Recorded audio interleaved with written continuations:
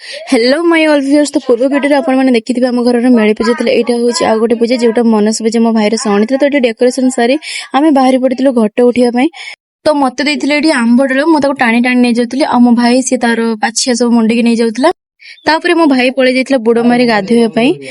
सेटु गाधी आसी से तार बसि जाइतला पूजा रे नन्ना तांगर जे सब करिया कथा से माने पूजा करूथिले। भाई आमर केते कष्ट रे येटा को टाणी टाणी नै आछंती हे देखंतु तांकर स्टाइल पे लाइट रे ताको मुख फोकस कर कोला दिसि मो भाई आमर नै बहुत कष्ट करलेनी देखि पारुथिबे। आउ ये थिला मोर सान भाई आपण मन तो देखिले यार दोस्वामी को। तापरे एठी सब भोगराग रेडी हेतले नना सब बसिक रेडी कर दितले। मो भाउज तांको सहाय्य करूतिले माने भोगराग तयारी करिया पई हेल्प करूतिले। ठाकुरंको पाखरे लागिया पई सब प्रकार फळ मध्ये आसी जाइतिला। तापर एठी आरंभ हो जाइतिला पूजा। तो गाणिया माने सब गाण गाउतिले।